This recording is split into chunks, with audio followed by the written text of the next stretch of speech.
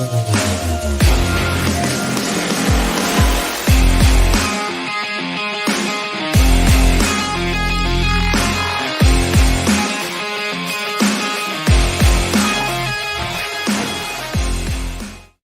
up, everybody, and welcome to a brand new episode of the Hot Mic here on the Outlaw Nation channel. I am the Outlaw John Rocha, joined as always by the man, the myth, the legend, the Sneider himself, Jeff Sneider. How you feeling, brother? How are things? Woo!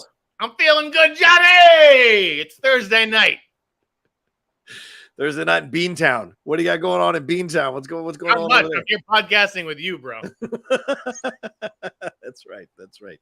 We're excited, man. We're back again this week live, a little bit later than we normally go, but only because just some scheduling issues. But we are back here to have a little fun talking about all the big news going on in the world of entertainment. The official castings for Superman Legacy, some of the updates on what's going on with TCM, some Fantastic Four rumors, some projects being announced, our reviews for Indy 5 and No Hard Feelings. Also, the new Academy members that were announced. Is there some controversy there? Across the Spider-Verse controversy. Also, the SAG strike updates. We'll talk about that as well. And today on the show, this is something that Jeff pitched, and I was like, hell yeah, let's do this. We're doing in honor of Pride Month, we're doing our top 10 LGBTQ plus characters in movies, not actors, characters in movies. So you guys have enjoyed our breakdown sometimes, our countdown sometimes with stuff we've done in the past. So this is one that we're doing in honor of Pride Month. So Jeff, a lot to get into for sure today. We sure do. Let's dive right into Superman Legacy, baby. All right, let's talk. And before I do this real quick, StreamLabs and SuperChats are open. I already see a couple of SuperChats that have come through and one StreamLab that's come through. You see it right there above Jeff's head. It's pinned in the chat. Support the show. You love the show. You love that we come to you every week. Supporting the show is how you keep it going, ladies and gentlemen, with StreamLabs and SuperChats. Keep them coming. We'll read them as we go along. All right, Jeff. Yes, Superman, big announcement dropped by your buddy Justin Kroll over there at Deadline, officially confirming David Corenswet as Superman / Clark Kent, the internet darling David Corenswet, and Rachel Brosnahan, which seemed to be most people's odds-on favorite to be Lois Lane. So this is now 100% official. A man who has never led a show, let alone a movie, is now leading a Superman Legacy film, leading the new franchise here for James Gunn and Peter Safran, and stepping up to the plate here to play an iconic character, as well as Rachel Brosnahan playing Lois Lane. What are your thoughts? I mean, there's the thoughts on the casting, and then like what's done is done, right? Like what's done is done. And I think now we have to give David Corenswet the benefit of the doubt, right? Yes. I mean, James Gunn has proven himself pretty adept at casting. Yes, very good at it. Especially, with people who, when Chris Pratt was cast as Star-Lord, we're like, wait, really? This guy, the guy from Parks and Rec? So you got to have faith in James and his vision for the character and what he sees in David. So I think that David can go out there and do a perfectly good job. I wasn't terribly excited by this choice because I think it's kind of basic. Wow. But I say that without seeing him, test. I don't know what he looks like in the That's suit. what he looks like. That's what he looks like. I mean, he looks like Superman, right? He looks like Superman, but good looking dude. He looks like Henry Cavill, and I just wish that James Gunn had distinguished himself a little bit more by doing something a little bit more outside the box rather than the internet's favorite. But I also understand that the DCU is in such a precarious position, quite frankly. Now's not really the time to take huge chances and just, if the internet is behind this guy, let's please the internet and give him what they want if James thinks he can do it, which obviously he did. Yeah. I think what you bring up is an excellent point. I've heard it a couple times this week. Like, the man is good at casting. You can have some arguments about his films, and do they overall hit the target or hit the bullseye all the time? Maybe not, but the casting decisions that he makes are really positive. It seemed like, from what I was hearing from some behind the scenes stuff, that Emma Mackey was actually acquitting herself really well in these auditions and was possibly in the lead going into the second day, but that it was the chemistry situation with Corenswet and Brosnahan that really kind of pushed it over the line. and won it for both of them. They were apparently wearing the Superman gear or Superman version of the outfits to kind of have this interaction, see what it would look like, all of that. So certainly a lot of commitment with this testing here. But yeah, I like the choice. David Corenswet has the look. And for me, and I know I'm crazy, you guys know every once in a while I put on the tinfoil hat. This, because he looks like Henry Cavill, there is a future down the road where we could have an older Superman movie, a Kingdom Come movie with Henry Cavill as Superman, as the older version of the David Corenswet Superman. That is a possibility. So all these people complaining that he looks like Henry Cavill, I don't think it matters. He wanted to go with a younger version. This is what he went with. It just happened to work out this way in the look department, but the chemistry is a really big thing. And I imagine James saw that from both of them, and that's what ended up winning it more than anything else. So yeah, I mean, part of me just wonders how much the screen tests matter, just because it seems like these two are the front runners going into it. I think, there's now a question of like what happens with Nick Holt, right. I do believe Boris's initial report that sort of mentioned he was in the mix for Lex Luthor. There were rumors that he took himself out of the running for that in order to pursue Superman. Maybe now he just backs away from the whole thing. But I feel like if he still had the chance to play Lex, and it seems like he's looking at those kinds of types, if he's looking at Bill Skarsgård and that kind of thing, like why would you walk away from this? If I were him, I would do Lex if I had the opportunity. If you were, would you? Yeah, 100%. In fact, see, I've seen these articles and these posts coming out, like, lamenting for the Nicholas Hoult losing these roles, as if just being in contention is actually good enough to get to that level where people are looking at you to lead their franchises. This is a good problem to have in your career. But overall, when you're looking at Nicholas Hoult, I've heard some things, and I wonder if it's true. And I've also kind of maybe come up with things in my mind that it could have been that they've been looking at him for Lex all along, and that they used this as a ruse to bring him in. And he knew this was a ruse to see how he played opposite Corenswet, opposite Rachel Brosnahan, possibly. Or, and this is really one left field suggestion I heard, they're looking at him for Bruce Wayne as the new Batman. He had lost out on the Batman with Robert Pattinson. Maybe he's the Batman they want to cast for this particular universe of James Gunn. I literally do, you guys know me. I will say, that doesn't pass the smell test. Yeah. Both of those pass the smell test. I buy both of them because I just truly don't believe this guy was really in the mix for Superman. He was just not right for that character. And I do think he's right potentially to be the DCU's Batman, although I'd like to see them do a little something different. I mean, if we're going to have multiple Batmen, just do something different. Than another white dude, quite frankly. Look, I know I'll be the last person to say this in your mind, but the character is white. I'm okay with a white Batman staying with a white Batman. I got no problem. And I've said I've only want to see white Batman before too, but it's like, I don't know. If you give me Oscar Isaac, maybe I might change my mind. Nick Hoult and Robert Pattinson, it's like the same Batman. I that's what I'm saying. I just need something different than the other one that they have. Okay. There's been speculation that they need more like a kind of more of a name for Lex. I don't know if Nick Hoult is a big enough name, or if James Gunn is going to try to aim higher. Like I said, he was talking to Bradley Cooper. Yes, that would be great. Again, and I also don't know how big a role Lex has in this movie. Right. How big of a part is he playing here? Right, exactly. Is he the main villain, or is he somebody who's sort of set up? Yeah. I had mentioned to a friend, just because of the history with the studio. Yeah. And because he's bald, Channing Tatum, who, by the way, had a huge hit with The Lost City and has not really signed on to anything. Yeah. Or not much since then. But they, someone said that Channing Tatum has something else brewing. So we'll see. Like Matt, he did Magic Mike for Warner Brothers. He did Dog, which was a hit for Mike DeLuca at MGM. Right. And that was like one of DeLuca's few hits, I feel like, at MGM, Dog. Yeah. So, I don't think that'll happen. Let me float something by you. I had someone reach out to me behind the scenes who floated something by me. And I wonder if this passes your smell test, right? I'm not confirming this. I'm not saying this is happening, but I've heard this from a particular source saying that Gunn might actually be looking at Brendan Fraser or Michael Rooker for Perry White?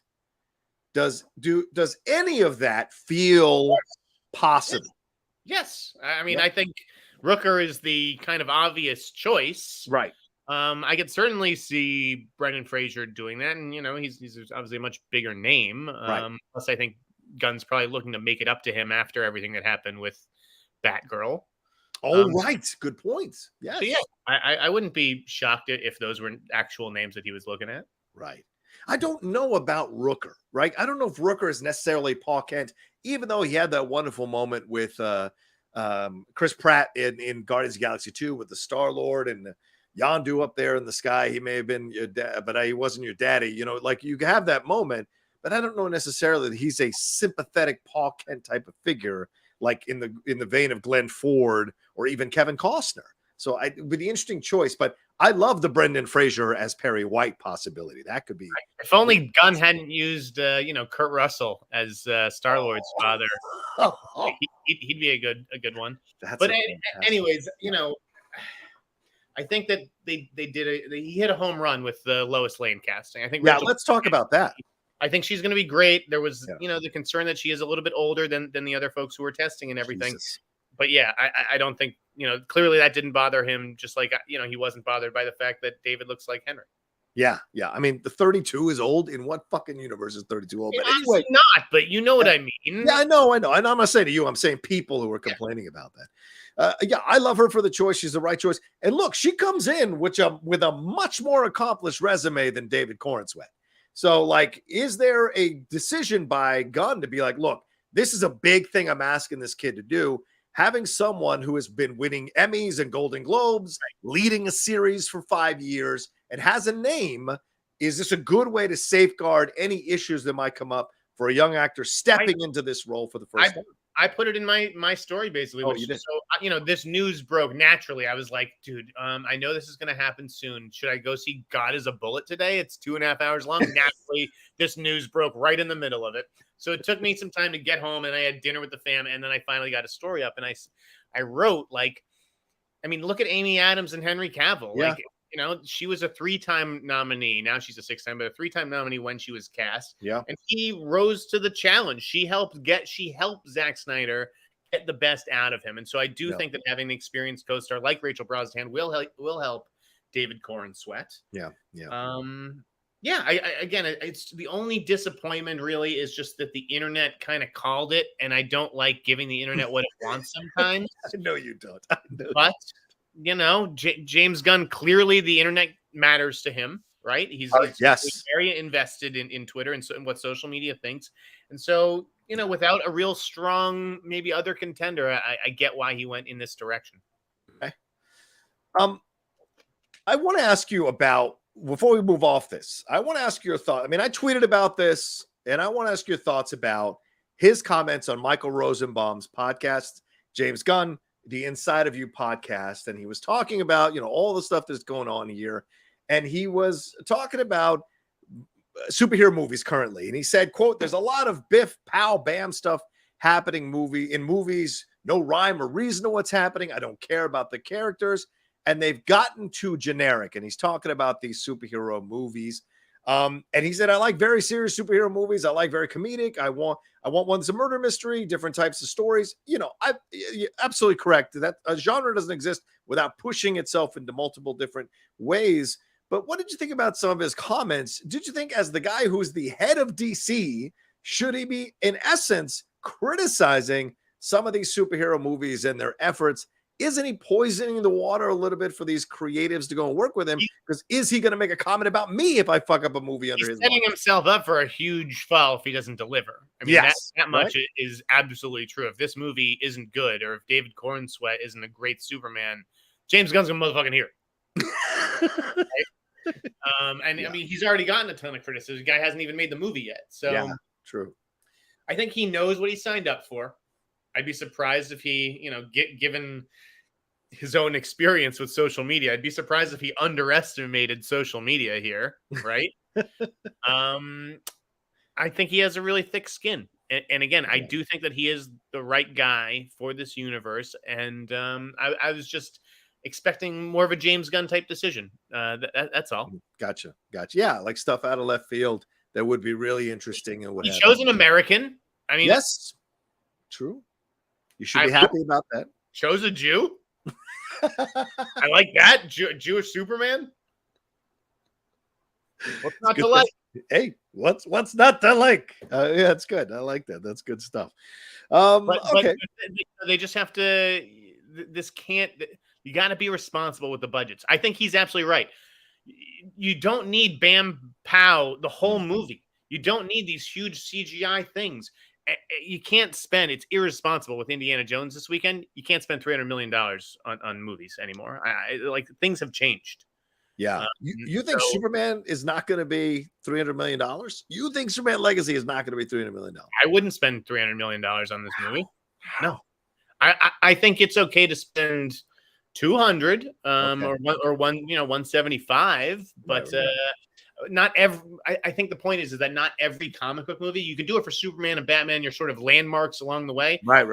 Other smaller DC titles, you have to make them for a responsible number. They can't all be 150 million visual spectacles. Fair enough. Be character based, which is what I think he was getting at there.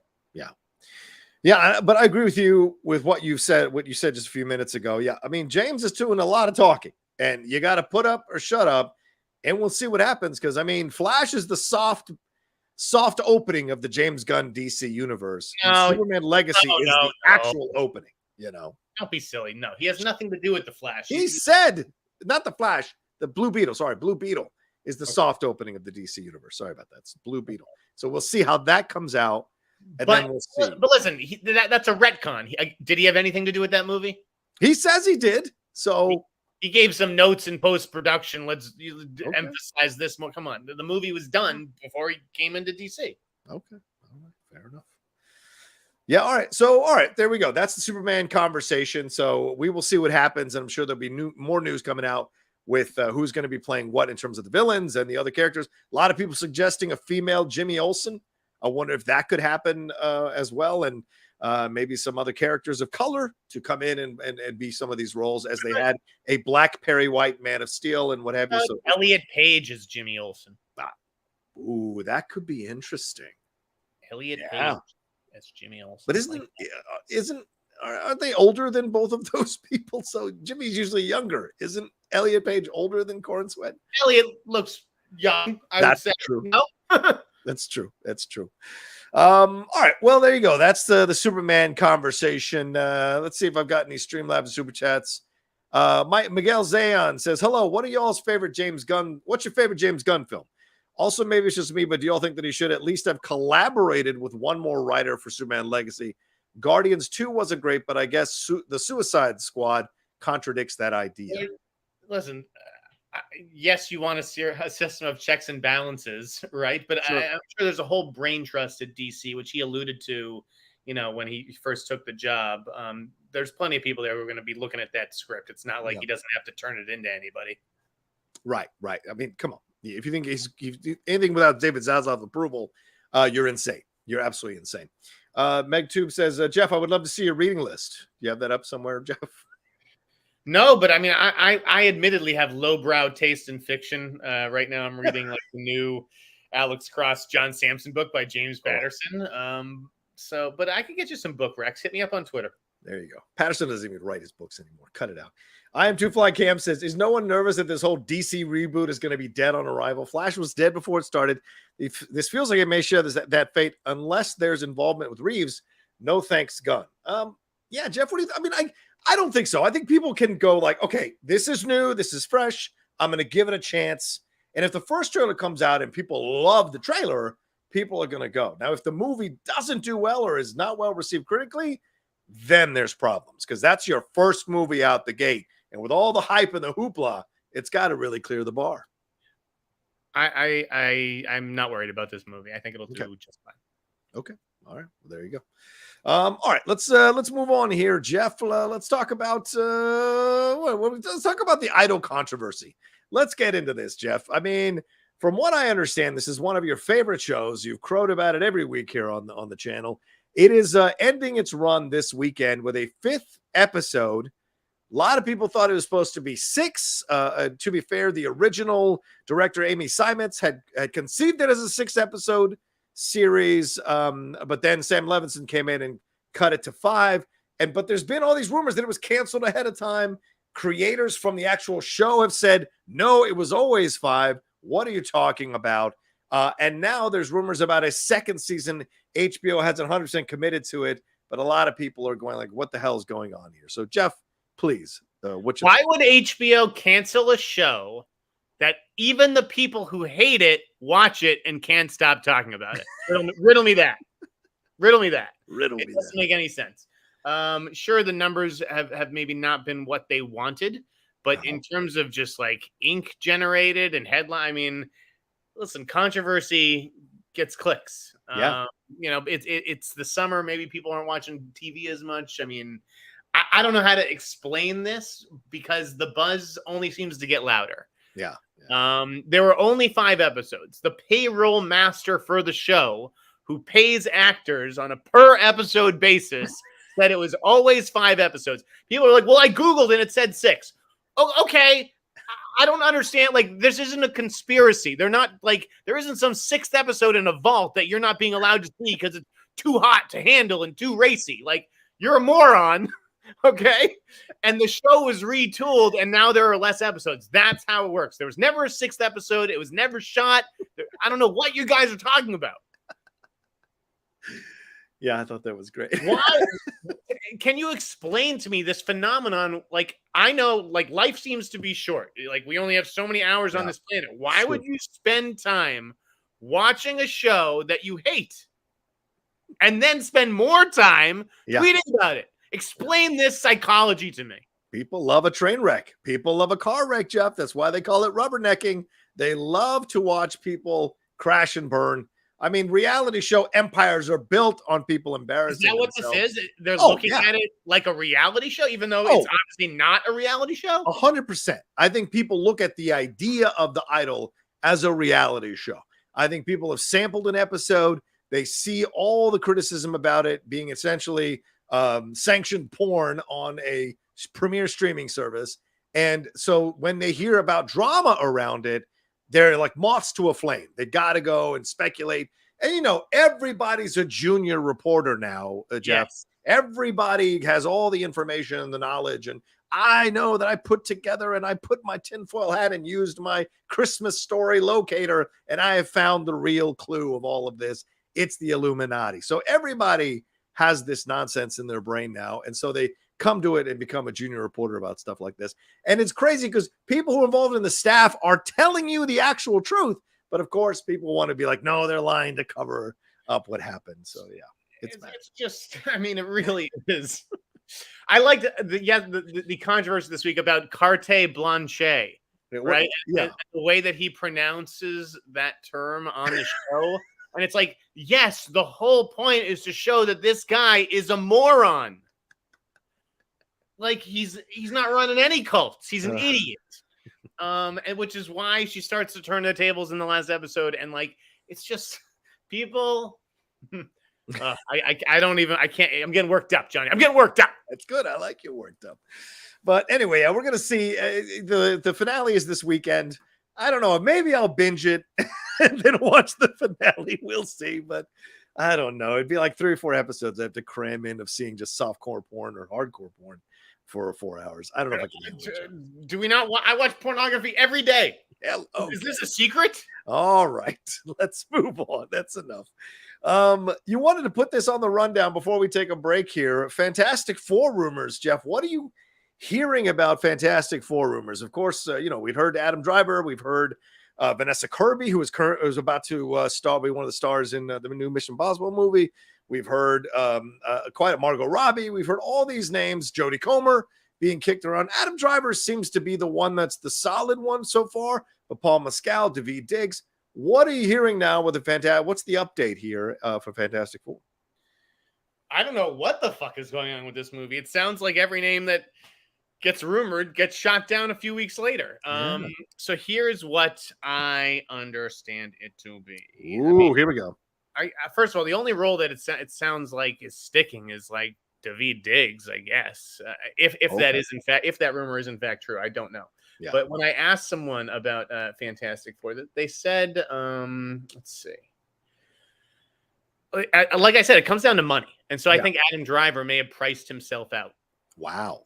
That may have been the situation. He may have just started asking for too much money. I don't know why, because 65 flopped, and quite frankly, that Francis Ford Coppola movie, which is very expensive, is also going to flop. Yeah. I don't see any world in which that possibly makes its money back. So I don't know why he would turn his back on this if it was in fact his, or drive a hard bargain. But maybe he just heard that because that Sue Storm role is sort of seen as the role. Yeah. That they want to, that they're willing to pay for that, but they're not, willing to pay his quote. I don't know. I don't even know what his quote would be at this point. Right. Yeah.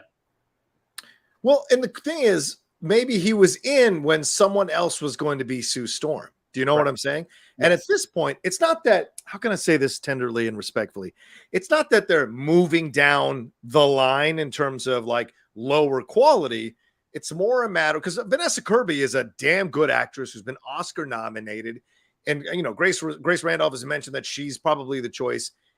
If she's the choice, maybe Driver wasn't 100% on board with that, but he was much more on board with Margot Robbie, or maybe the initial choices were on board. I mean, him and Comer having been in the last duel, and that really didn't do well. Is that a concern?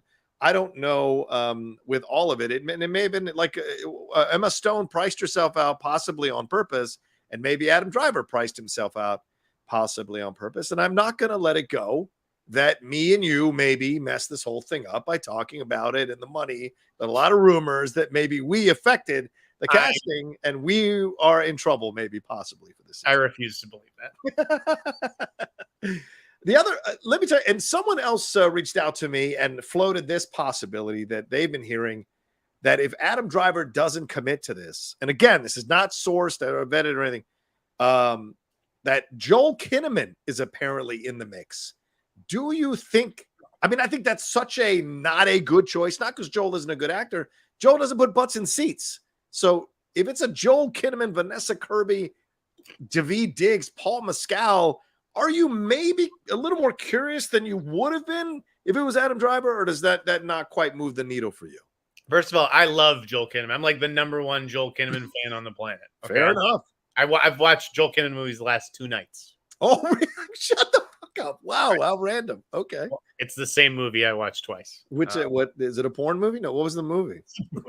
It's his new Nick Cage movie, Sympathy for the Devil, which I'm under embargo. I can't talk about it, but I watched it a second time, which should say everything. No, Joel Kinnaman is not going to be Mr. Fantastic. That is absurd. Yeah. I don't know. A lot of people keep saying, like, why wouldn't you try to chase Gyllenhaal? But I guess if you can't afford Driver, then how are you going to get, Gyllenhaal should cost more than him. But I don't understand that, because you look at their box offices and, like, they're not that strong overall, so how are they demanding? Who has a strong box office who would be appropriate for that role? Not many people. No, I guess you're right. Do they default back to Krasinski and Blunt after all of this? Do you think they go all the way back down? Not down in terms of quality, but just back to square one, what pleasing the internet, as David Corenswet pleased the internet for Superman fans. Do they end up defaulting back to Krasinski and Blunt and paying them whatever they ask? It's a distinct possibility. That's the way you get people back on board, is you go back to the fan cast, the original fan cast that everybody was on board with. Yes, so you smooth things over. Maybe you adjust it that they've been around a little bit longer, because both of them are a little older in their mid to later 30s. And so it could work. And then fans might be a little more excited for Fantastic Four in this way, possibly. I don't know. Throwing it out there. All right, well, let's take a quick break, and then we'll hit some of your super chats and Streamlabs on the other side of that break right after this.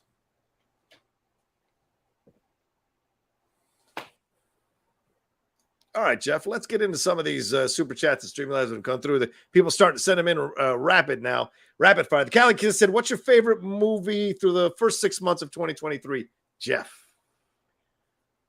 It's that Sundance movie, Jamajaya, that hasn't been acquired. But as far as the ones that came out, the Michael J. Fox documentary and Air. Still, yeah. I have to agree. Air is my number one right now. It hasn't been touched, although Past Lives, which I saw this past week, was incredible. Jeff was right. Rarely is Jeff right about these foreign films, but he was right about this. Past Lives was great. So we'll see. And I still haven't seen Asteroid City, which I'm going to go catch at some point this weekend. But yeah, that's my number one. Past Lives is terrific. Definitely see that. Yeah, Brandon says, will DC and Marvel have to start accepting smaller profit returns or accept a loss while continuing to expand their universe? I think the big 750 to 1 billion days are going to get tougher to achieve, Jeff. They are getting tougher to achieve. And I think you have to, if you're going to recalibrate what the box office means, then you have to recalibrate budgets. And particularly with everybody in belt tightening mode. Again, I don't think that you need all this razzle dazzle. All you need is a good story, and that's getting lost. If The Flash wasn't didn't shit the bed in the third act, I could have gone out there and told every one of my friends to go see it. This is a great superhero movie. I couldn't say that to them. Yeah. It was good. I liked it, but like the fucking end's a mess. So, what am I supposed to say as a critic?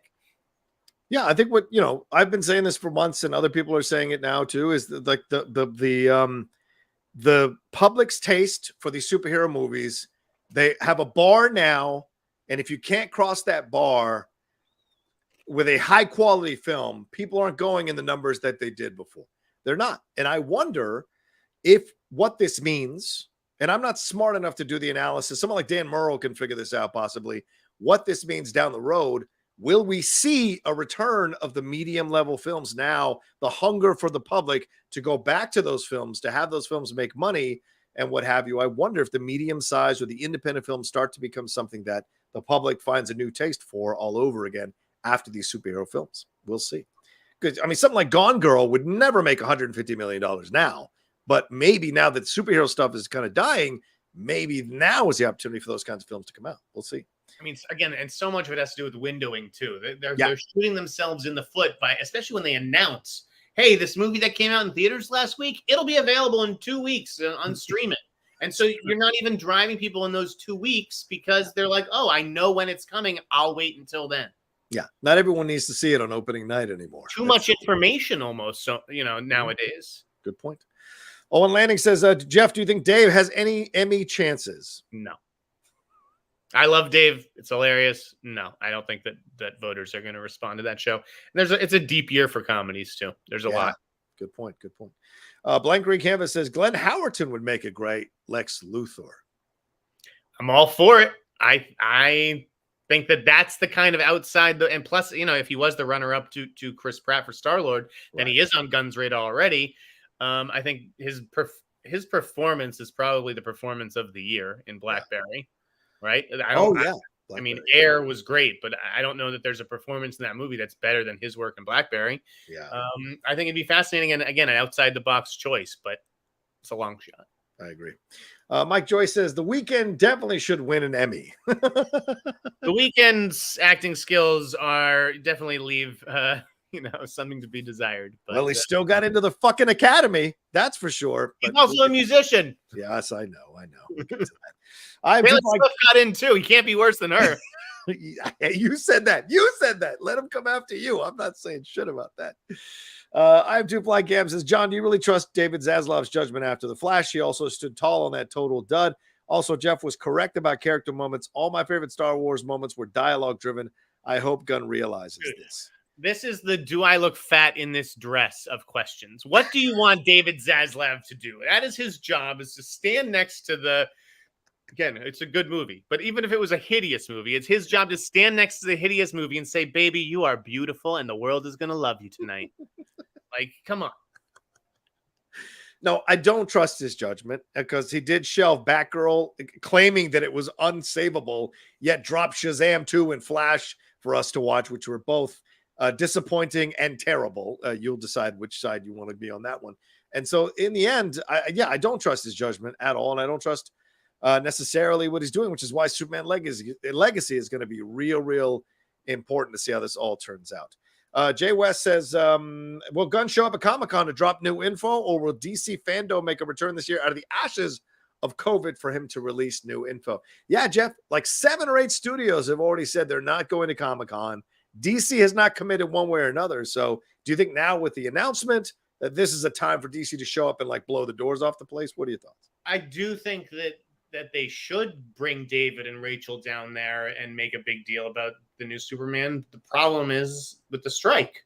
There's a strike that could start tomorrow. It could also start, after the 4th of July holiday if there's some sort of extension. Yeah, which is what I first reported on Twitter, and then Deadline claimed as an exclusive. But anyways, I do think that James Gunn has to go.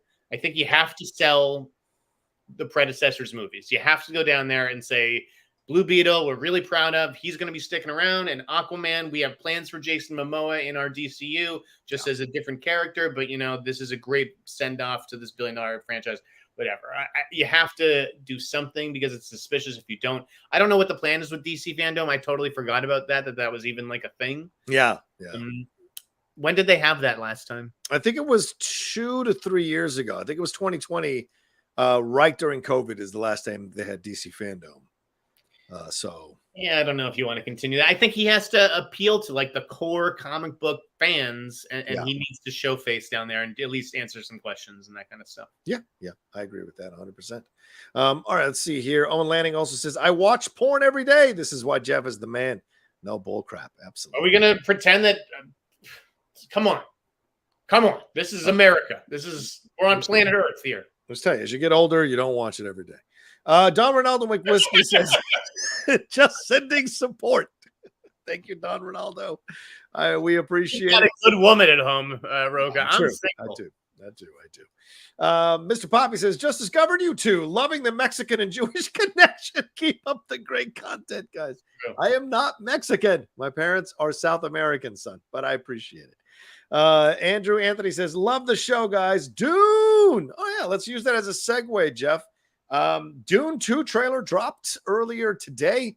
An incredible trailer, a lot to see. Of course, we'd gotten that teaser trailer a few months ago, rather. And this one comes out, a lot more of Zendaya in this one, getting the Josh Brolin reuniting with Timothy Chalamet, screaming every other scene.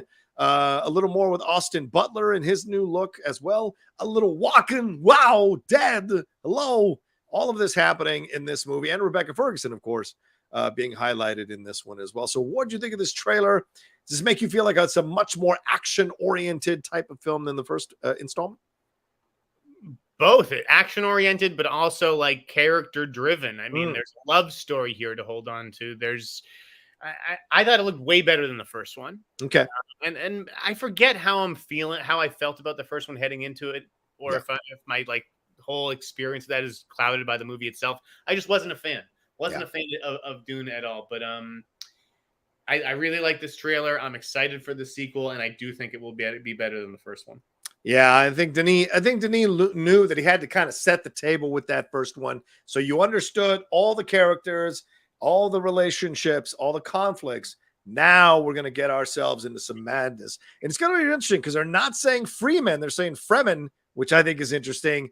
And also the idea of Paul seeing these visions, and how much is Zendaya's character, Shani, how much is she going to change these visions? Are they going to change what happens in the book? Or are they going to serve him up as a white messiah that fails at what he's supposed to do and goes deeper into the darkness of it all? I'm so curious to see how they might be adjusting the overall film. Is Zendaya going to be the one that stands out? We see her fighting in the trailer as well. So I think part of it, John, for me, is that he seems like more of a man than a boy in this movie. Timothy. That's a good point. Yeah. So he is stepping into it a little. Yeah, I agree. It looks fantastic for sure. All right, let's see. We got a couple more here that rolled through. Let's hit them real quick. Jay West says, will there be a future where Disney or WB have to file bankruptcy due to all these flops? I mean, WB selling the stuff to Netflix, maybe. I mean, there's all kinds. They're getting rid of a bunch of stuff, shutting down some of these programs, taking them off the air. What are your thoughts on this, Jeff? There are rumors that WB is exploring a sale for CNN now. Oh my God. Again, I just think that they're in debt. They were left in debt Yeah. Right, by AT&T to the tune of, what was it, $5 or $6 billion or something like, or maybe even way more than that. I don't even know. And now it's Zaslav. That is why they brought Zaslav in. He's the hatchet man to come on in and make these cuts. And if that means I got to get 90 million from Batgirl from the tax rebate and 500 million from selling half of our song publishing rights, and we're gonna save 20 million on TCM salaries, and I mean, like, that's where do you think this money fucking comes from? You got to make tough cuts. And we're going to talk about TCM in a second. Yeah. So I don't know why either of them would file for bankruptcy, because, again, I'm the last person you should talk to about anything financial, because I don't understand business whatsoever. But yeah, you can just have debt. You can just owe billions and billions of dollars without having to file for bankruptcy. Yeah. Well, at least when you get to that level, it's almost like monopoly money after a while. Too big to fail. Huh? What's that? Too big to fail. Yeah, basically. Oh, yeah. Right. Exactly. Yeah. I mean, we'll see what happens. I mean, if they're selling CNN, that makes all the sense in the world. They fucked that up already. As I told you almost a year ago, he was going to fuck up CNN, and he did fuck up CNN. So now, of course, they're going to sell it. But now you're selling it after you've hired Tom Thibodeau to coach the player into the ground by playing him too many minutes and blowing his knees out. Now you're going to try to you're not going to get shit for CNN. So it's going to be fascinating to see where they sell it at. They could have sold high. They're selling low. And so I wonder what's going to happen. Disney, though, I think Disney's fine. They're making the cuts where they need to be, but Disney's fine. WB is who you need to worry about for sure. Don Ronaldo says, a hot take. I think Blue Beetle looks amazing for TV, but looks cheap or unfinished for the big screen. What can I say? I don't think I can say anything. I know people who have seen it, and that's all I'm going to say. Gallia Productions. I don't think it looks any cheaper than any. I mean, I think it has a modest budget. It's not 100 million, or if it is, it's not $100 million, is it? No, I don't think so. It's probably like 75, 80. Yeah. I mean, the salaries of the actors alone are going to keep it way under 100 million, brother. You think? Yeah. Galliot says the casting I'm curious about is The Authority, right? James Gunn saying The Authority is going to be introduced in Superman Legacy. So yeah, that's going to be real curious, Jeff. That's a lot of people to cast in an ensemble cast here. Almost like another mini Suicide Squad for James Gunn. I could see Joel Kinnaman again coming back to DC and being in The Authority or something. Like, again, I really like him. And he does have a certain build, but yeah. I don't know if do you think he'd go back to DC after playing Rick Flag? He did a great job with Rick Flag. It all depends on if they're saying a complete cut and nothing transfers over, or if they're saying maybe certain characters might transfer over. I don't know. Characters, just like actors. Does he want to? I mean, if he's going to use Momoa again, why couldn't he use Joel as a different character? Going to be real interesting. Mr. Poppy says, "Who's your favorite porn star there, Jeff? Loving the South American and Jewish connection, guys." Yeah, there you go. There we go. Thank you, Mr. Poppy. I have no idea. What bullshit? You do. You just don't want to say. I'll say Daphne Rosen because she's Jewish. I don't know who she is. I'm not going to say. Cody Hunt says, saw Olivia Colman in The Bear. Stuff, John. I don't need the pros. I don't need the pro. Past that. Okay, fair enough. Saw Olivia Colman in The Bear earlier this week when then saw her in Secret Invasion on Wednesday. What a drastic difference in characters. Yeah, are you watching the second season of The Bear? I didn't watch first season, so I haven't even opened the second season. I haven't started season 2. No, I watched The Bear for season 1. I feel like I half watched the back half of the series. Okay. So I'd like to revisit those last few episodes, but I plan on watching season 2. I'm just not in a rush. Fair enough. And Secret Invasion, I have been keeping up on. It's good. I like it. Second episode better. Yeah, I liked it. I liked the round table discussion with the Skrulls, and that last scene was offered some interesting questions. Yeah, Rhodes and Fury. Very interesting stuff there for sure. Travis Earl says, "Rest in peace, the idol. We hardly knew ye." Jeff, do you have any insight or any side dope on a possible second season? What do you hear from your sources? Hold on. We are not letting the chat get overrun by the names of porn stars. We're not doing that. Calm down, guys. We're nipping that in the bud. No. Conversation is over. Let's move on. Sorry, what was the question? Do not mention Sherry DeVille or Corey Chase. Stop it. Triggered. This whole podcast will get thrown off. Stop it. What was the question? Hold on. The question was, rest in peace, the idol. We hardly knew you. Jeff, do you have any side dope on a possible second season for the idol? This is from Travis Earl. figuring that the second season wouldn't cost as much as the first, because the first was only so expensive because they had to rip it up and do it all over again, basically. Right. I mean, I think if you could commit to a vision and not have to reshoot everything, seems like it would make sense. Again, what just ended? Barry's over. Barry's over. Succession is over. HBO is losing a bunch of shows. It's true. And so Sam Levinson grows in importance, right? At HBO with Euphoria. Do they just give him a second season to play? And then maybe they say, listen, this is it. We're not doing one after this, but we will we will give you another 5 episodes. Again, it's only 5 episodes. You know, it could be done. Right. This played a can. What was the last HBO show to fucking play a can? I don't know. I think it was. And it was pitched as a 5-hour movie or a 5. Yeah, it wasn't pitched as a series necessarily. So that's what it became. Gentleman Scientist says, thoughts on the trailer for Muscles and Mayhem, an unauthorized story of American gladiators from Netflix. Growing up watching these Hulks was fun, but seeing them now talk about it is sobering. They were all juicing, and you can see their regret. Well, I'll say this. I saw the 30 for 30, the 2-part 30 for 30 that they did on this, and it was depressing. So when I saw this pop up on Netflix, I was almost like, well, why the fuck did I watch that 30 for 30 if there's a 5-episode series coming out from Netflix? Always default to Netflix. They make great docs. 30 for 30 is usually good. That one just sucked. So I'm hesitant to watch it. I saw it last night that it was up. So maybe I'll watch it this weekend. Jeff, any interest on American Gladiators? Do you even remember American Gladiators? I did watch American Gladiators as a boy. You know, I just wanted to be Nitro growing up. I mean, I wrestled with my brother. Did you do the hair flip? Yes, I did. If I had hair, it's going to be beautiful. I used to wrestle with my brothers all the time. We used to fight nonstop. So there was a lot of, you know, pretending to be American Gladiators. I had the toys, I think, at one point. Yeah. Here's a little trivia. One of the gladiators, female gladiators from the most recent version of American Gladiators from a few years ago, Gina Carano. Gina Carano coming out of MMA she was one of the gladiators. But yeah, I used to watch American Gladiators. I was a big fan of was it the female of the blonde Blaze? I forget her name. It was beautiful. Tess said, "Are you excited for Hayao Miyazaki's next film? It debuts in Japan in 2 weeks." Jeff? No. Okay. Fair. I don't know what it is. So I've never seen a Ghibli movie. Oh, what? Wow. Come on. I'll admit it. That's my cinematic blind spot. You caught me. I can see that.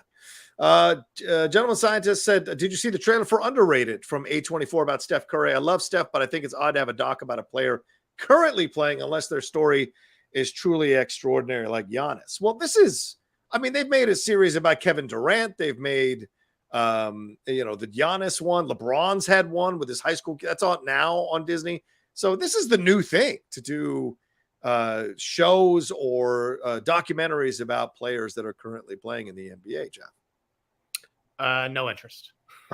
Jesus. Like this was at Sundance, and like I had a great time at the Apple Sundance Lodge and everything, and chat with those, and they're like, oh, you got to see the Steph Curry documentary. I'm a huge basketball person. I played this week. No interest. I just don't care about those. You're not Michael Jordan. Like what? I don't understand. What could possibly be the struggle? You were born to an NBA father. Like, come on. You're a great shooter. What's the documentary? That's how we made it. You know, a lot of people thought he wasn't going to make it. All right. Mikey Doss says, hey, any update on Star Wars movies? I saw Amelia Clark gave an interview where she was asked about it, but was tight-lipped about a Star Wars return. She was in Solo. Do you hear anything, Jeff? No. Okay. There you go. That's your answer. Well, let's get into this. I did hear something. I'll share it with you off the air. Okay. All right. Fair enough. Oh, off air. These are the perks, ladies and gentlemen. There you go. Let's move on to this TCM story real quick. Turner Classic Movies, one of my favorite channels for years that has always helped me with my film education. They did a 180 on a program executive, Charles Tebesh. He is now staying on there. He has been the senior VP of programming since 2005. He's been there for 25 years at TCM. But the reason they did a turnaround to keep him is because Steven Spielberg, Martin Scorsese, and Paul Thomas Anderson apparently had an emergency phone meeting with David Zaslav to try to save TCM. So Zaslav said, okay, I'll do it, but you guys have got to work with Mike DeLuca and Pam Abdi and Charles Devesh here to curate the movies on TCM. Jeff, I personally, in a vacuum, would think this is a great idea. However, the fact that it's all white directors, all white male directors, I think sucks. Where is Spike Lee? Where is a notable female director in all of this? Having these white dudes curate this shit. And yes, I know Paul Thomas Anderson is younger. But to me, yes, there's a lot of credibility and resume and all of that and legacy with these guys. But man, a little variety wouldn't have fucking killed him. So what do you think, that Paul Thomas Anderson is the new programmer of TCM? Well, they're supposedly curating stuff. They're not curating jack fucking shit, bro. What are you talking about? Come on. I'm reading the reports right here. You tell me they're incorrect? Yeah, they're going to get a list of movies. Here are the movies we have the rights to play on TCM. Why don't you just check off which ones you want to see? Which ones do the public really need to see? Which ones have been out of circulation? Check. That's the job. Come on. They're not going to be. That's why they brought back Tavish to do his job, right? I don't need one of every single person on the committee to save TCM. If fucking Spike Lee wanted to save TCM, he would have come out with a statement. I didn't fucking see Spike Lee issue a statement. Did you? No, I did not see Spike Lee. TCM doesn't air a ton of like old black movies, you know? And so maybe Spike Lee doesn't give a fuck about TCM. His movies are classics now, bro. They sure are. Bring it to you. So they should be. And there's a whole bunch of black filmmakers that preceded Spike Lee. Yes, of course. 100%. Those are the kinds of movies that get played on TCM? Not to my knowledge. Sometimes they do get played. It depends on what they're going for. But yeah, sometimes they do get played. There's also Japanese movies that get played on TCM. There's French movies. There's German movies. They play everything.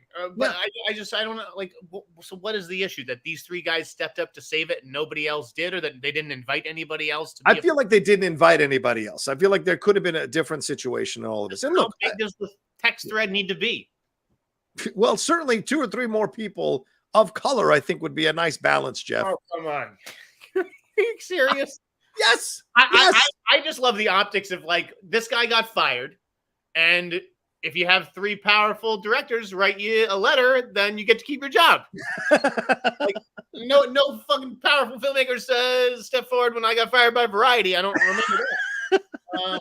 So it's to be fair, you weren't curating Variety. To be fair, maybe I should have been. Jesus Christ, look at some of the stuff going on these days in the trade land.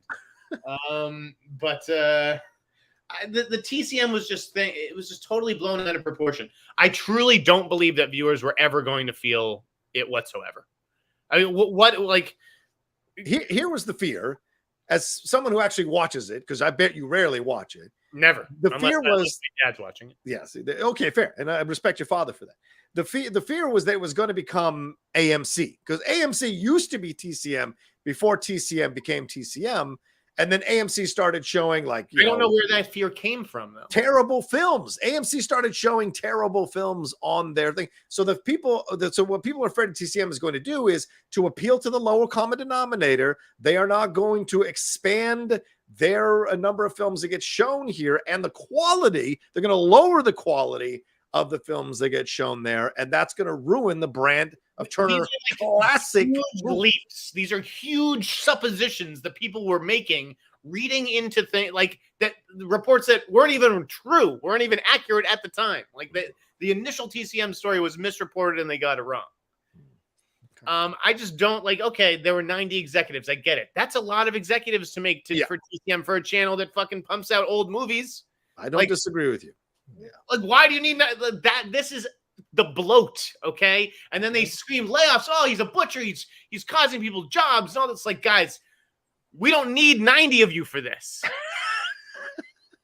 I get that. Yeah, you have your own marketing executive, and maybe TCM needs it because it needs a little bit of extra care. These aren't, new release movies and that kind of thing. You need someone who understands lay of the land. But on the other hand, I understand Zaslav, where he's like, I have a whole marketing team for all this shit.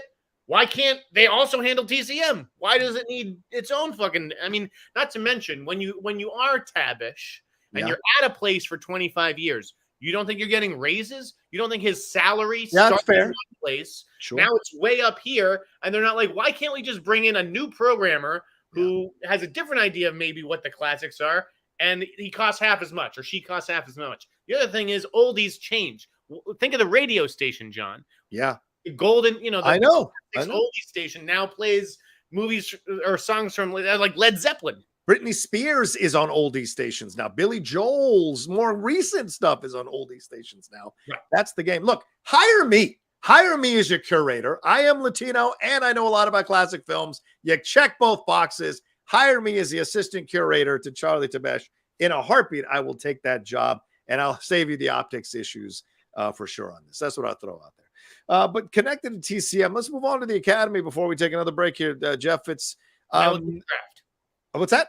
And then we've got to do the draft. Okay, then we got to do the draft, right? The Academy has invited 398 artists and executives, which is one more than last year, to be a part of the Academy. This is actors, directors, writers, producers, musicians, below the line people across the board, from hairstylists to production designers to designers to sound people. Some of the invites include Ke Huy Quan, the filmmaking duo The Daniels, cinematographer James Friend, and then Taylor Swift, David Byrne, and The Weeknd were some of the people that were invited. It's an extensive list, and you and I, although you commented, I didn't, noticed a particular actress mentioning that she wasn't accepted into the Academy, even though her credentials are much more extensive than some of these actors who were. So explain this to me. And that's the actress who played the victim of Jamie Gumb there in Silence of the Lambs. She was also in Grey's Anatomy and has been in a number of shows and films. So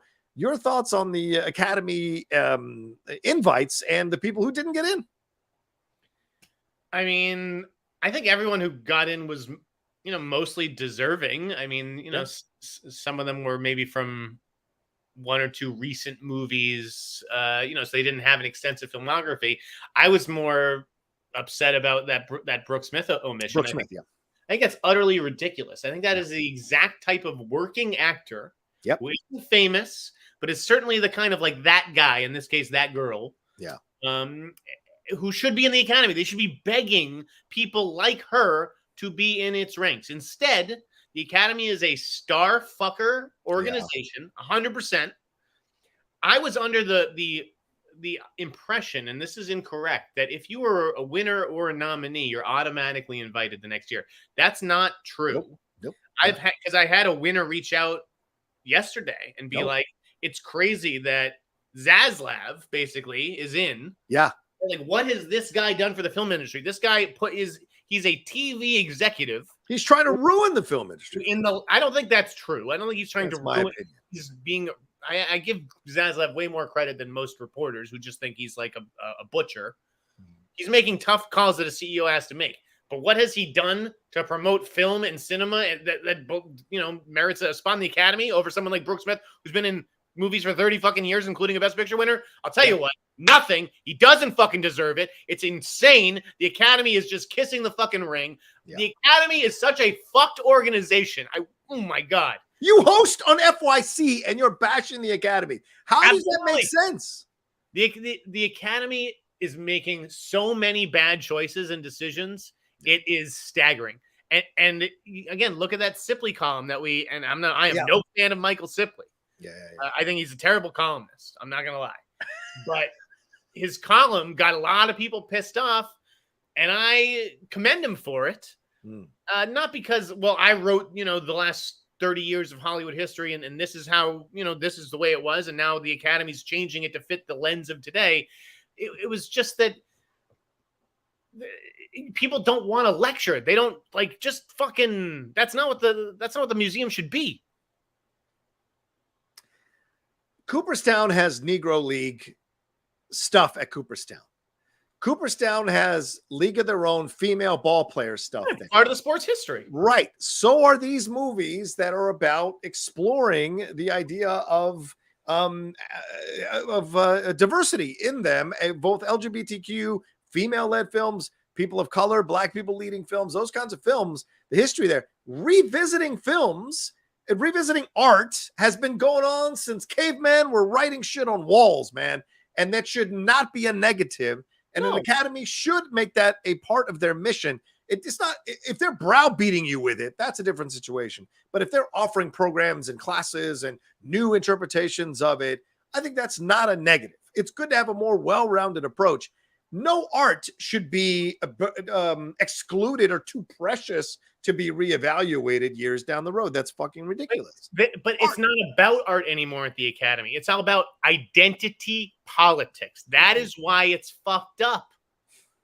That is why someone like Brooke Smith is not allowed into the Academy, but someone with a much smaller resume who may hail from some country in Europe or whatever, because the Academy is being pushed to become more international. Yeah, they get in with half the resume because they're not just an average American white lady like Brooke Smith.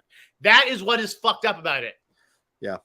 Well, listen, I don't know if I 100% agree with you, but I will say this. I don't know how Taylor Swift is getting into the thing. I get it that she's had 2 songs in 2 2 not good movies, Cats and Where the Crawdads Sing. But like, how many movies is she watching to with all her tour demands and all the demands on her life? How many movies and music is she listening to be an actual knowledgeable voter in the Academy? I think that's my more complaint, Jeff, is that I don't want anybody in the Academy that is too fucking busy to watch the stuff they're supposed to be voting for. If you're too fucking busy, don't do the job. It's that simple. You think I'm being unrealistic? I don't care. For me, if you're going to be in the Academy and you're going to vote on these things, at least in the category you're going to vote on, become knowledgeable of it. If not, it's a wasted vote. These awards mean nothing, and we're not actually seeing the best of anything because it's just by happenstance that certain things win. And I don't like that. Yeah, I just don't like the direction the Academy is moving, where it's all about who made the art and not what the art is. Yeah. All right, fair point. All right, let's take a quick break, and then we'll jump into our LGBTQ top 10 characters, movie characters breakdown and list here in honor of Pride Month right after this. All right, Jeff, I teased it. We're going to do this, but we should talk about the SAG strike real quick so we don't end on a downer. Sure. SAG strike real quick. This is happening. This is apparently on deck, possibly. A letter was written by was signed by more than 300 actors. It is now ballooned to 1,000 actors, basically begging all known actors, I assume, all familiar, famous actors, right? Well, the ones who are listed in the article are well known for sure. But this letter, apparently, it makes it very clear that they are worried that SAG management is going to capitulate and not fight for enough of the benefits for these actors. And so they want to strike. And curiously, Fran Drescher and the co-counsel who released that stupid and horrible movie, or video rather, signed the letter. How do you sign the letter that is telling you to not give in when you're the one they addressed the letter to? So I am very confused by this. And do you think this is... I'm confused by everything in the industry right now. I can't tell. Nothing makes sense to me. I don't understand why this person's being cast. I don't know why this person's pricing themselves out of this. I don't know why they're shutting down this, laying off this, doing this. None of it makes fucking sense to me. So... SAG even electing Fran Drescher in the first place makes no fucking sense to me. I don't disagree with you. And to hear that both of the political parties in SAG are apparently coming together to re-elect her is something I don't think I understand in any way, shape, or form. Everything that we've seen her do publicly has been such a misstep. Going from that interview she did in front of the striking Writers Guild people into that video she released a couple of days ago that looked like they were hostages reading off a fucking piece of paper to tell what was happening. So I don't know it doesn't look good. That's for sure. And I don't know where it's going to end up at when it's all over. All right. Well, let's push that aside here. And we aren't talking do you want to talk about the Across the Spider-Verse controversy real quick before we jump into this, or anything to say? Well, I gotta bring it up here. Hold on. Oh shit! All right. No, Sonny Bunch, I thought, said something interesting about it. He wrote, as both a critic and a consumer, I am, well, unsure why I should care that much about most of the stuff animators are complaining about in this piece on Spider-Man. Yeah, long hours suck, but also one of the artists is complaining that his animation was changed, so he isn't sure if he should include it in his portfolio. And I'm just like, what? Like, Lord and Miller aren't asking for naked back rubs. This isn't abuse. What is the newsworthiness here? And I completely agree with him. Like, I don't, again, I think that Chris Lee's a great reporter. I think that was a very well-reported story. It was, yeah. And I understand that as a reporter, your job is to give a voice to the voiceless, which is what these animators are. Yeah. At the same time, the business is the business. Don't like it, there's the fucking door. I don't know, like, you want to go pump out, shitty movies, and you can be, go work on direct-to-animated, direct-to-video My Little Pony movies, and you can be happy, and everybody can treat you nice, and it'll be wonderful, and no one will fucking watch or care about the work that you make. You don't have to be an asshole to make great stuff, but, like, I don't understand why you have to be nice to make it either. I think when you read the article, 100 animators left the project, presumably because of the conditions, the requirements, what was asked of them, the long hours. And we're talking 11 hours, 7 days a week. Jeff, I don't know you to do anything 11 hours, 7 days a week. Even watching porn that you love, you couldn't do that for 11 hours, 7 days a week. That does eventually exhaust you. And if you're waiting for long stretches, doing nothing, waiting for someone to make a decision, and look, the end result is great movies. They have made some fantastic animated films. But this is not really Lord's fault. This is a matter of how things have been negotiated with the unions and the Animation Guild. And that's, I think, something that this report hopefully now creates, which is a desire for and a demand for better working conditions for these animators, because Phil Lords doesn't know all the particulars all the way down the line, or Christopher Miller.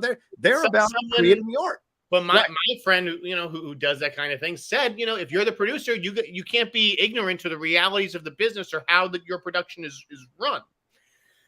But just because maybe he should have known what was going on, I don't know what he could have done to change it. It's not on him to change the system or the way that the industry works. This is the way it works. This is the way shit gets done.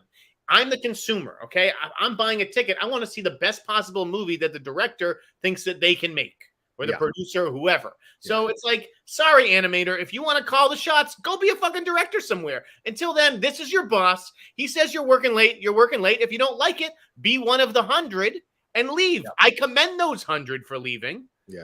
But just because you stay doesn't mean you get to bitch about it anonymously to the fucking press. Yeah. I don't, I'm not a fan of Pascal's response. And clearly she's over her emails leak. And I just did not like that response. I thought it was dismissive and cruel and arrogant. And I just didn't like the response, because you don't need to punch down. Fuckers who make hundreds of $1 millions don't need to fucking punch down. Cut it out. These are animators who are struggling to pay rent. They were promised certain things in another country and it wasn't delivered to them. A reporter came to them. Only 4 of them had the guts to speak to the reporter, even though it was anonymous, to speak to him out of the 100 who left. And so to respond with, welcome to making a movie, like as if they don't fucking know, as if Amy Pascal has toiled for 11 hours, 7 days a week on a fucking project. Give me a break. So for me, I think it's a bit dismissive. There should have been a better response. We'll take a look at this. Clearly, this is an issue. And what that one of the animators predicted, that Beyond the Spider-Verse wasn't going to hit its mark, is very much in play, possibly, when they make the announcement that they pushed Beyond the Spider-Verse. So there's validity here. The only thing that matters is the work. You're insane. You're insane. It's not true. It's not fucking true at all. And I will never condone that. And you don't even like. Anyway, all right. Let's move. All right, let's move on to something a little bit lighter, and that's what we're going to do here in honor of Pride Month. As we said, Jeff and I, if you've been watching the Hot Mic for a while, Jeff and I occasionally will do like top films of 1999, or we'll do a countdown here, and we're doing like a fantasy draft. So it's like a snake draft where we pitch our top 10s on this. And this is not the top 10 show. Don't get that twisted. But today we are talking about the top 10 LGBTQ plus characters in movies. And Jeff, how did you come upon this? I wanted to do something that allowed us to talk about gay movies, gay theme movies, gay characters, whatever it is, in honor of Pride Month. That was, also fun and entertaining and competitive, because that's the kind of asshole I am. So if you actually go to Wikipedia, they have lists of here are all the gay characters, the lesbian characters, the bisexual characters, the transsexual characters, transgender characters, excuse me. And so I put together a master list of like 150 and then culled it down to my top 10 or 15 in case you steal some of my picks. And we're going to have a draft like before. John already decided he's going to take the one pick again. I gave him the one pick last time. He chose The Matrix, right? For 90s movies. Good vamping. So we're just going to go back and forth and choose our top 10 favorite gay characters and why they are important and stand out to us. And by the way, there were some characters just in doing the research that I didn't even realize were gay or bi or trans or whatever. For example, Veronica Cartwright in Aliens or in Alien. Oh, I think I might have heard that in The Wind, but it's never been something I've 100% kind of connected to. Yes, in Aliens, there's like a shot on like a computer screen that describes her as a male to female transsexual. Wow. Okay, so, I did not know that. I thought that was super interesting. So I don't know. It's little tidbits like that where it's like, these characters who maybe you didn't know much about, they were right under your nose the whole time. Gay people have been with us in movies for the decades. Yeah. And literature and in everything, for God's sakes. Exactly. So since the dawn of time. Yeah.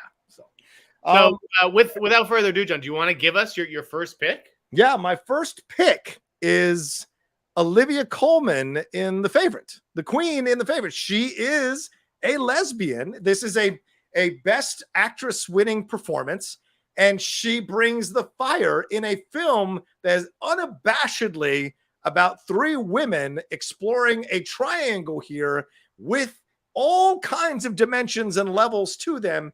And these foppish men around them, led by Nicholas Hoult, who is fantastic in the movie, are absolutely not even in the consideration for them as they explore power. And I just thought it was one of the most incredible, strongest portrayals of a gay female character on screen with incredible amounts of nuance and boundary pushing.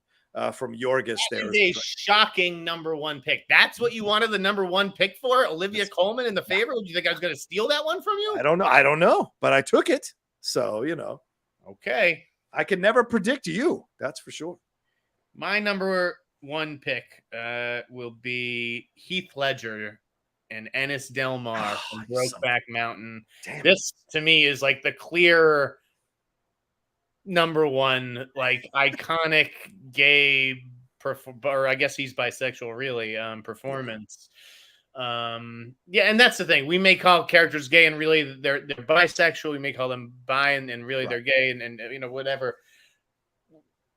Bear with us. We're trying to be inclusive. Yes. Yeah, exactly.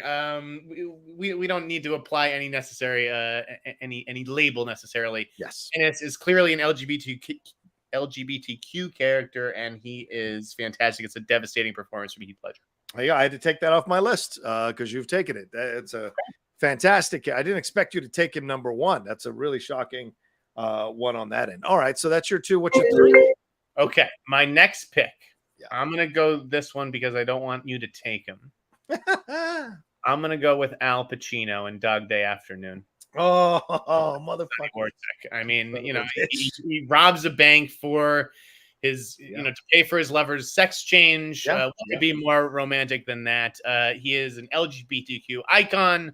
Yes. And he had to go for my number two. Okay. All right. So now we're at what? What number am I? 4? You're 4, and then now we're just switching off. So this is your second pick. So my second pick is Nathan Lane in The Birdcage. Come on. I mean, at a time when people were not necessarily excited to see gay characters on screen, Nathan Lane, who many people had known on stage, having him come on and play this character who was sympathetic, funny, interesting, had the back and forth with Robin Williams, of course, was also gay his character in the film. But it opened the door, I think, to a lot of people that gay relationships are every bit as complex and funny and weird and strange as cis relationships, and there's nothing wrong with that. And and you can find a universality in that. And I thought he was at times dramatic, tender, incredibly talented, funny, and emotional. As I think of that scene at the bus stop where him and Robin Williams are there, and he's telling him, we're going to be buried next to each other. You just need to sign this. The club is yours because I don't care about anything. It's only you that I care about. It still makes me cry when I watch that scene. It's such a beautiful expression of love. And Nathan Lane is incredible in the movie throughout. So that is a great pick. Thank and you. I had him almost as a package deal with Robin Williams, but now that you've taken him, they're split. The question is, do I want to use my pick on Robin Williams right here? Do I think that you're going to overlook him later in the draft? Ooh, it's a good question. I'm going to take Robin Williams right now because I need the Birdcage represented on my own list. I love the Birdcage. I think you're absolutely right. This was like a huge movie when I was a kid, as far as exposing me to gay characters. And I like that, this was not a stereotypical gay character. Yes. I always put Armand is on my list, and he was ahead of Nathan Lane. Because he's not stereotypical. It showed me that there wasn't just one type of gay person or whatever. Plus, I love the Martha Graham and Fosse dance that he does. He's amazing. I should do the dance. I do know the dance. Robin Williams has always been gay adjacent, I feel like, in our entire lives. Just the way he's like even Mork, Mork ran out in drag as a Denver Broncos cheerleader in the late 1970s, people. So this idea, he's always been trying to break this idea of having an issue with LGBTQ people, which is always ridiculous. Okay. All right, is it my turn? It is your turn. Third All pick. right. I will pick Tessa Thompson as Valkyrie in the MCU. I think, this idea of having someone who is representing the LGBTQ community, one of the first characters in a massive franchise like this, and putting a spotlight on it and having her, as you say, not be a typical approach to a gay character. She is so fantastic, groundbreaking, a warrior, an alcoholic is when we meet her for the first time. But when we get the flashbacks and see what she has gone through, what she has endured, what she's lost, we really feel that pain throughout her story. And so that when she's redeemed, there's such a great feeling about the redemption. And then when we see her in Love and Thunder, she is in charge of New Asgard. She is the king of New Asgard, or the queen of New Asgard, or however she wants to identify. And it's great to see that as a character developing and building through the MCU. Not only a black person, but a black woman. Not only a black woman or a black person, a black woman who is gay, and I love that. So to me, it just works on, or bi possibly. So it works on so many levels for me. All right, my next pick, I'm going with the icon from '99, Brandon Tina. Oh, the son of a Hilary Swank from Boys Don't Cry. That is a landmark performance. A landmark film from Kimberly Pierce, an incredible true story, and obviously heartbreaking and devastating. So I am going to use my next pick on Boys Don't Cry. That was a really devastating movie, man. And I just, Hilary Swank it's a shame that Hilary isn't still headlining films and winning Oscars because she's such a fantastic talent. Yeah. All right. So then I go probably controversially. I go to Jared Leto in Dallas Buyers Club. I thought he was incredible with this character, someone who is unabashedly gay and drag, and how he's living his life, or they are living their life, and what they're confronting and becoming this invaluable part of this operation, and waking Matthew McConaughey's character up to what is actually going on with this subculture in the world and in our country, and especially in that state that it's set. So there is so much here that they brought a pathos and a vulnerability, and the scene with the father later on in the movie when he comes to get him from the hospital, that is all shades of devastating. So there's so much about this character that had a lot of resonance for me when I saw it, a lot of nuance, a lot of levels. In the past, we've seen gay characters that were like maybe gay, maybe not gay, and they played with having a little dimensionality. This is where we start to see some of these characters really have multiple dimensions and win Oscars, like Jared Leto did. So, yeah. Okay. My next pick is going to be a lesbian. Ooh. A lesbian known to some by the name of Finger Cuffs. That's right. I've got Alyssa Jones, played by Joey Lauren Adams, in Kevin Smith's Chasing Amy. Great choice. Was his most mature work at the time. I think it totally made people see Kevin Smith in a different light. Yeah. I think there'd been, movies like Bound and, Wild Things, although I think Chasing Amy was before that. But, like, whenever we saw lesbians, they were always, like, making out with each other, and, like, it was all about the hot lesbian action, right? Yeah. This was not like that. This was a very grown-up approach and portrayal. She does, I guess, turn out to be bisexual because she obviously has a relationship with Ben Affleck in that movie. Right. But yes, at the beginning, she identifies as a lesbian, and she is now on my team. Wow, nice choice. All right, so let's see. I gotta go. Where are we at right now, number wise? I have pick 5. You have pick 4. Okay, pick 4. So then this is my 4th pick, right? This is your 5th. My 5th pick. Sorry. Is going to be Damien from Mean Girls. I like it. I mean, Damien was so unabashedly gay and unafraid to be gay and strong and out there in that movie, and was written so well. I mean, and fearless, right? I mean, the shoe gets thrown at him while he's on the stage doing his thing, and he throws it back. He's not going to be stopped. He is not going to be stopped. He has some great lines throughout the whole movie, and the energy that he has in the film is so essential for that film becoming a kind of minor or modern classic for a lot of people. And so, yeah, you talk about Regina George, you talk about Lindsay Lohan, Lacey Chabert, Amanda Seyfried. What a talented cast, Jeff, by the way. And you throw in, and Lizzie Kaplan as well, but you throw in Damien. Damien is the piece that makes it all work in so many ways. His hood, all of this, she doesn't even go here. It's just brilliant from top to bottom, man. Okay. My next pick is going to be the ultimate gay best friend, in my opinion. I thought I picked the ultimate gay best friend. No, right. I've got Rupert Everett from My Best Friend's Wedding. Oh, man. Okay, go ahead. Love that movie. Just love his relationship with Julia Roberts, the way that he shows up at the end to dance with her. He was just suave and classy and elegant and maybe a little stereotypical gay best friend, but it was a perfect performance from Rupert Everett. I loved it. He's on my team now. All right, fair enough. Then my number 6, which you're probably going to be pissed off about, and some people will as well, is Benedict Cumberbatch in Power of the Dog.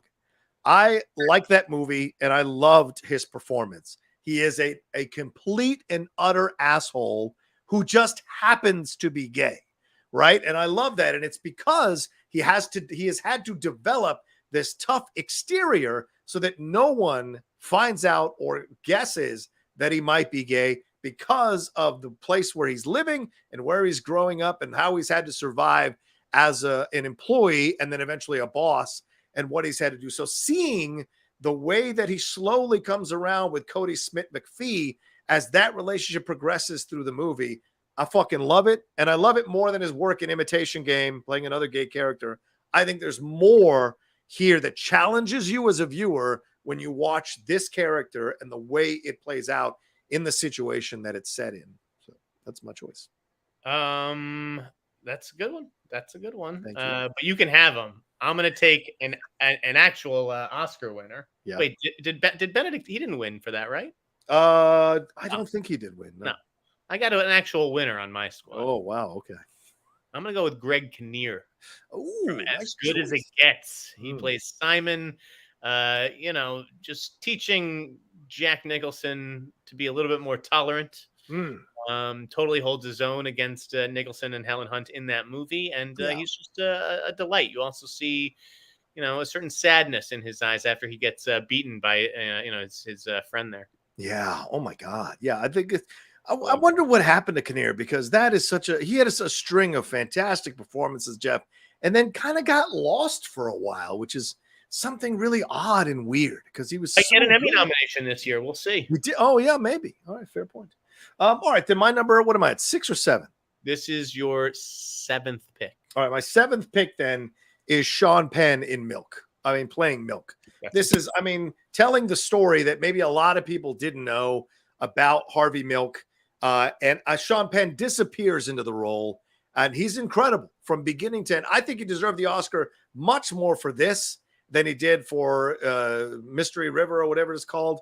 And I just liked what he was able to bring to the role and show that this, and again, it was unapologetically homosexual, and his relationships with the people around him were gay, were unapologetically gay. You got to see the world that he lived in and connect to him and feel for him and care for him for what he was fighting for as an underdog, and then feel the tragedy when Josh Brolin's character kills him. It is a fantastic performance, and it's a character and a real life person that is so important and iconic in the gay community. For sure. A great selection there. Mystic, all right. Let's see. I'm going to counter your goodness with some just pure evil. Okay. I don't care because I know the LGBTQ community doesn't like to consider this man as one of their own, but he is. And that's Buffalo fucking Bill. Oh, Jesus Christ. Silence of the Lambs, bro. Oh, my God. He was just a nice guy who wanted to make a suit out of women's skin. What's wrong with that? This, a twisted, sick individual, but with great music taste. Yeah, I guess. Yeah, with David Bowie or whatever. Yeah. His home decor was lacking for a wannabe transsexual, but yes, Buffalo Bill, and that's just edging out Charlize Theron and Monster. I needed some kind of serial killer represented on my list, even though fair enough, it never goes over well. Okay, fair enough. All right, so then I will select the character of Simon from Love, Simon, because that was something that came out that was at the time kind of a mini revolutionary film that was unabashedly showing a high school teenager falling in love with a friend of his and what that whole situation is like. And there were so many fantastic universal themes in that movie that character explored that all of us can feel the first time we feel a crush. All of us could identify with the stuff he was navigating and wondering about. And will I ruin the friendship if I do this? If I don't do this, should I take the chance? Having such a supportive family life behind him as well with Jennifer Garner and Josh Duhamel.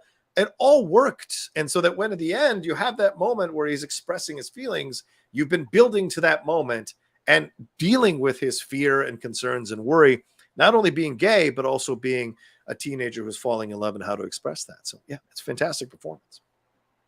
Okay. God, I'm like going back and forth on these last two picks, but all right. I got to go Philip Seymour Hoffman. Ooh. But not as Capote. Not in his Oscar-winning run. Instead, this would be Scotty J from Boogie Nights, baby. Scotty J just can't stop licking those lips and looking at Dirk Diggler. I mean, he just wants to be friends with Dirk, really. Yeah, true. He wants to be part of the gang, Scotty J. He's rocking that tank top. I love everything about Philip Seymour Hoffman in this movie, and would have taken a whole spin-off about this character. A nice choice. All right. I know this film didn't do well. But I have to throw it in there. And that is Billy Eichner and Bros. I thought the film was fantastic. And I thought he did an incredible job doing the first ever studio-backed gay rom-com. And it was a lot of fun. It was a great performance for the film that it was. And the chemistry and the emotions and the things he was going through. It's an eminently rewatchable film.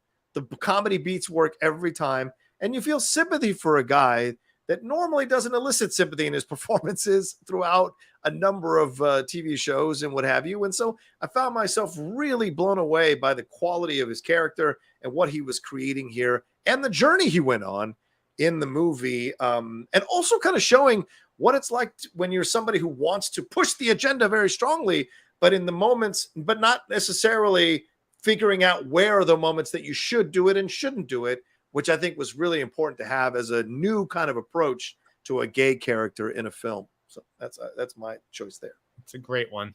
Thank you, man. I love Billy Eichner in that. Okay, shit. I mean, what do I use for my last pick? There's so many. There's so many great performances and gay characters.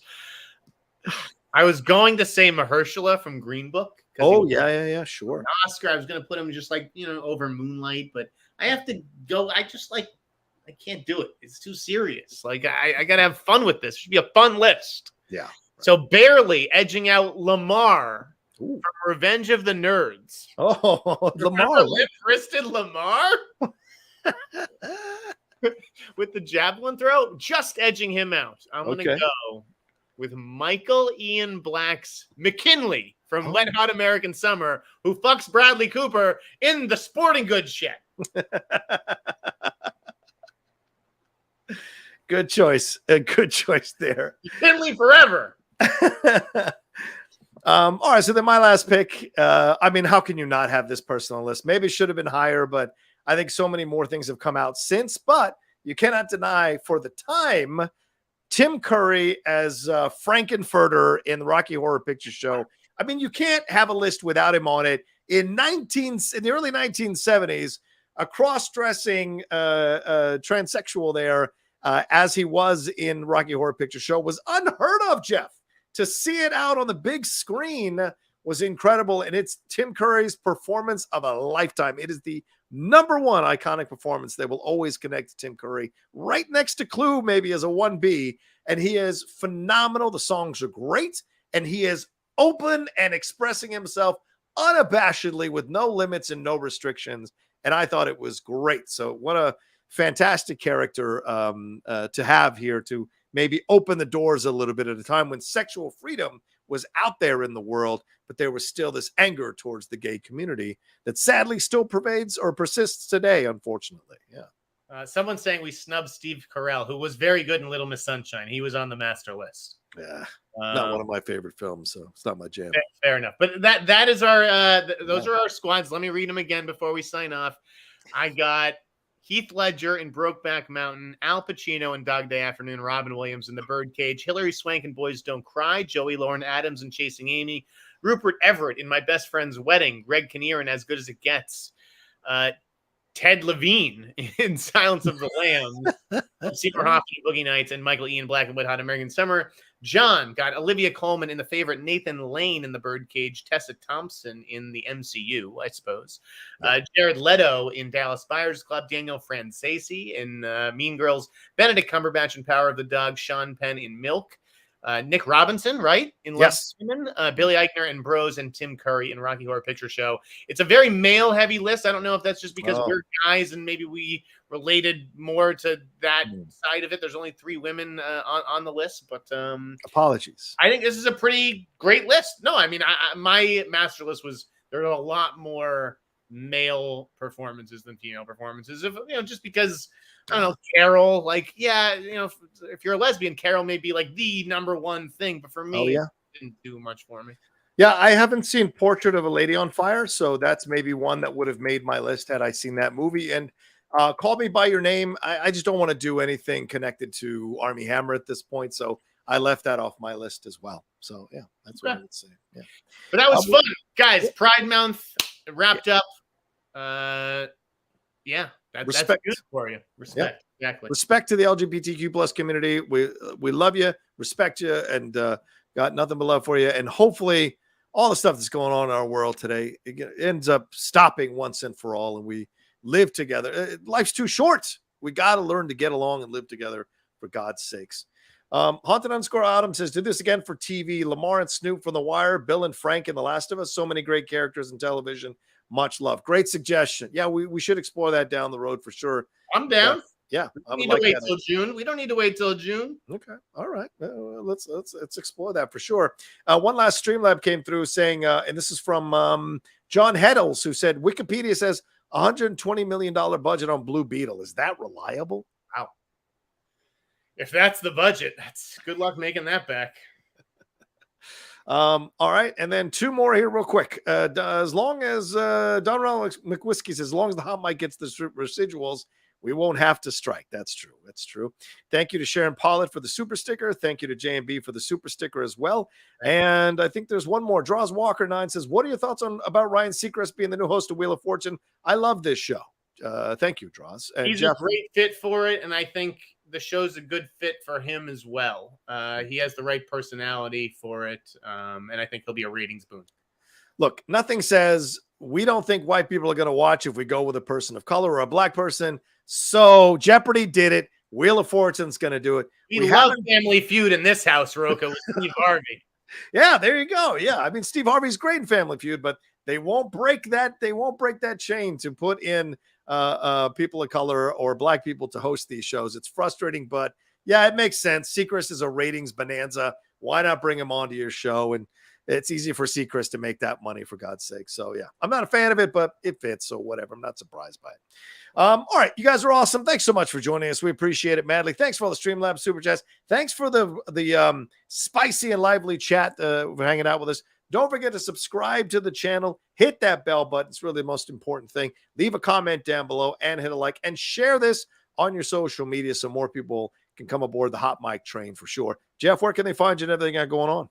AboveTheLine.com, folks. That's it. Okay, there you go. I thought that's it. Where do you want to find me? All right, fine. And I'm at The Rocha Says on Twitter, Instagram, and TikTok, The Outlaw Nation on Twitch. All right, y'all take care of yourselves. Have a great weekend, and we'll talk to you next time with a brand new episode. Was that? Happy 4th of July. Happy 4th of July. Be safe. And we'll talk to you next time with a brand new episode of The Hot Mic. Peace.